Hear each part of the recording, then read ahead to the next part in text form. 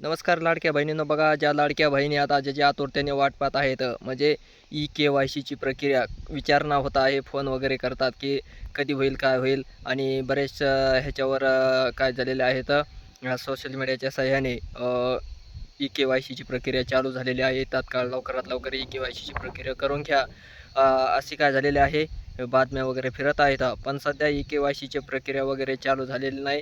ज्या लाडक्या बहिणींचे हप्ते वगैरे बंद असतील त्यांनी महा आय डी कार्ड काय करायचं आहे, जनरेट करायचं आहे, काढून ठेवायचं आहे. कारण सर्व शासनाच्या सुविधा घेण्यासाठी, सुविधेचा लाभ घेण्यासाठी ते महा आय डी कार्ड काय होणार आहे, सर्वच लाभार्थ्यांना लागणार आहे.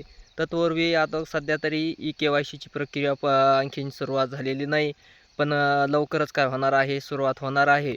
मग ज्यांचे हप्ते थकीत असतील, ज्यांचे बंद पडलेले असतील काही कारणास्तव, अशा लाडक्या बहिणींनी काय करायचं आहे, महा आय डी कार्ड जनरेट करायचं आहे.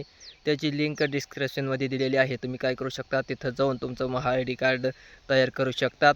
त्यानंतर मग तुम्हाला काय करता येणार आहे, ई-के-वाय-सीची प्रक्रिया पूर्ण करता येणार आहे. लवकरच ई-के-वाय-सीची प्रक्रिया काय होणार आहे, चालू होणार आहे. ही एक लाडक्या बहिणींसाठी गुड न्यूज आहे. बातमी म्हटलं तरी काही अडचण नाही, कारण ज्यांचे हप्ते बंद पडलेले आहेत आणि ज्यांचे हप्ते चालू वगैरे आहेत त्यांचे हप्ते चालूच राहणार आहेत जोपर्यंत ही लाडकी बहीण योजनेची स्कीम चालू आहे तोपर्यंत.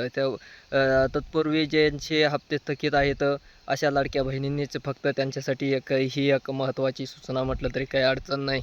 कारण के-वाय-सीची प्रक्रिया पूर्ण केल्याशिवाय, त्याच्यामध्ये दुरुस्ती केल्याशिवाय, चूक दुरुस्ती जी झाली आहे त्याच्याशिवाय तुम्हाला हप्ते वगैरे वर्ग केले होणार नाहीत. त्यासाठी तुम्हाला काय करायचं आहे, महा आय डी कार्ड जनरेट करणं अत्यावश्यक आहे. धन्यवाद.